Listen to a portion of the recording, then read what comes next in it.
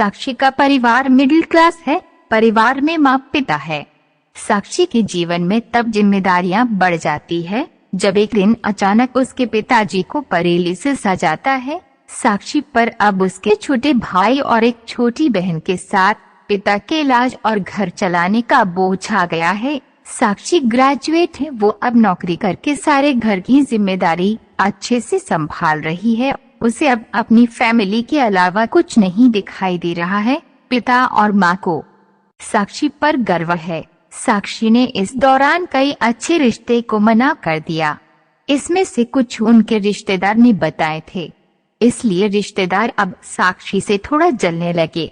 साक्षी को एक लड़का रचित कुछ दिनों से फॉलो कर रहा होता है। लड़के को साक्षी अवॉइड करती है, लेकिन उस लड़के रचित का रिश्ता लेकर उसकी माँ उनके घर आती है। वो लड़का अच्छी पैसे वाली फैमिली से था।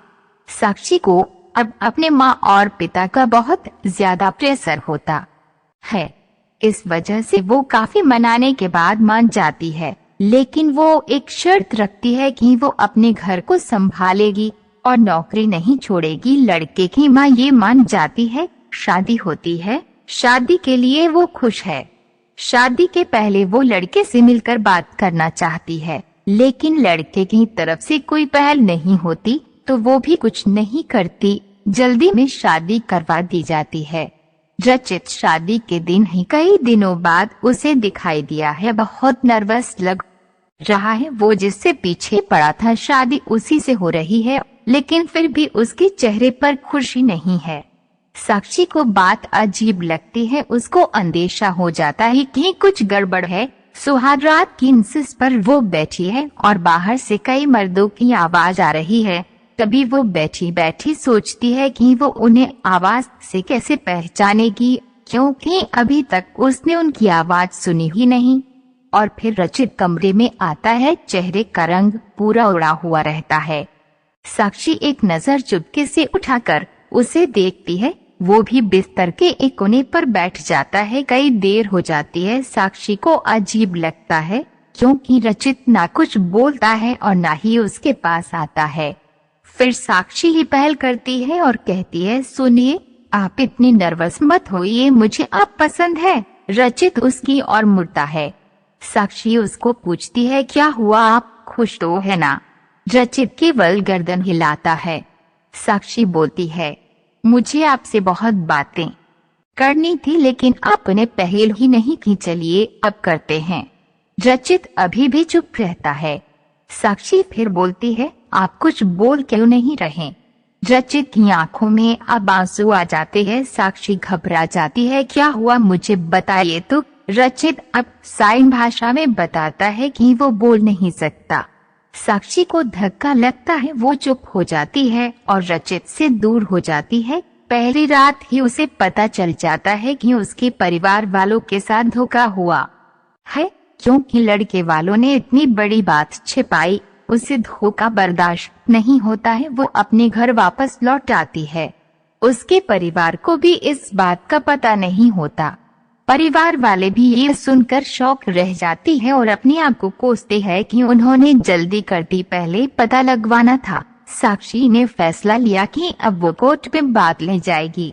शादी के एक दिन बाद ही बात तलाक तक पहुंच जाती है। साक्षी तलाक की अर्जी देती है। रचित की माँ साक्षी के घर आती है। साक्षी की माँ उन्हें भला बुरा कहती है। साक्षी उन्हें रोकती है। वो पूछती है, आपको जरूरी नहीं लगा इतनी बड़ी बात हमें बताना? रचित की माँ नीचे मुंह कर और चुप रहकर सारी बात सुन रही है। रचित की माँ कहती है कि मैं माँ अपने बेटे का भला ही चाहती हूँ और उसके पिता भी नहीं है। वो साक्षी को पसंद करता है, इसलिए वो साक्षी से शादी करना चाहता था। मैंने हिम्मत की बोलने की, मगर मैं कर नहीं पाई। फिर मुझे डर भी लगा, क्योंकि पहली बार उसने कुछ करने को कहा। उसने तो मुझे बोला था कि तुम्हें सब बता दूं, और मैं चाहती भी थी, लेकिन नहीं कर पाई। मैंने रचित को भी झूठ बोला कि तुम मान गई, लेकिन शादी के पहले उसे पता चल गया कि मैंने उसको झूठ बोला है। तब तक देर हो गई थी, इसलिए वो खुश नहीं था। साक्षी, शायद तुम मुझे समझ पाओ। साक्षी अभी भी गुस्से में है। वो बोलती है कि मुझे रचित के ना बोलने से कोई प्रॉब्लम नहीं है, गुस्सा इस बात का है कि आपने धोखा दिया, झूठ बोला और वो मुझे बर्दाश्त नहीं। तलाक की अर्जी के बाद रिश्तेदार तो साक्षी और उसके परिवार की इस हालत पर खुश है। वही तलाक में अभी कुछ महीने का समय है। साक्षी अब अपने घर पर पहले की जीवन शैली पर लौट आती है। वो जॉब पर जाती है और कुछ दिनों बाद फिर रचित उसे दिखाई देता है। दूर से ही बस अब वो साक्षी को देखता है। साक्षी के ऑफिस से बाहर वो लगातार आता है। 15 दिनों तक साक्षी उसे अवॉइड करती है। फिर एक दिन उसके पास जाकर बोलती है, अब ये सब करने से कुछ नहीं होगा और मैं नहीं चाहती कि तुम कुछ नाटक करो, इसलिए यहाँ आना बंद कर दो, समझे। साक्षी की बातें वो सुन रहा है। वो साक्षी को इशारों में कॉफी पीने को कहता है, लेकिन साक्षी वहाँ से चली जाती है। अगले दिन फिर वही रचित खड़ा रहता है। साक्षी उसके पास जाकर कहती है, कॉफी पीकर मेरा पीछा छोड़ दोगे? रचित गर्दन हाँ में हिलाता है।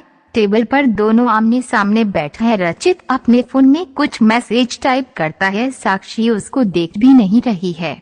साक्षी के फोन में मैसेज आता है। रचित का लिखा होता है, sorry but I really love you so much. कोई भी बोलने वाला तुम्हें मुझसे ज्यादा प्यार नहीं कर सकता, और बात तो झूठी भी कोई सकता है, लेकिन आंखें हमेशा सच बोलती है। एक बार मेरी आंखों में देख लो, फिर तुम्हें जो सही लगे वो करना। साक्षी का सारा गुस्सा मैसेज पढ़ते ही चला गया। वो धीरे से अपनी आंखें उठाकर रचित की आंखों में देखती है और उसकी आंखों से आंसू निकल आते हैं। वही वो उसको बोलती है, पहले ऐसी बात नहीं लिख सकते थे, मुझे आज तक कभी किसी ने ऐसे नहीं समझाया। वो खड़ी होती और रचित को बोलती है, चलो मेरा सामान वापस सब तुम ही उठा कर ले जाओगे। रचित उठकर साक्षी को हक करता है। आपको ये कहानी कैसी लगी हमें कमेंट कर जरूर बताएं। इसी तरह की अच्छी कहानियाँ आप यहाँ पर पढ़ सकते हैं। यहाँ उपस्थित शिक्षाप्रद कहानियाँ आपका मनोरंजन करने के साथ दिशा भी देंगी। तो बने रहिए हमारे साथ और हमारे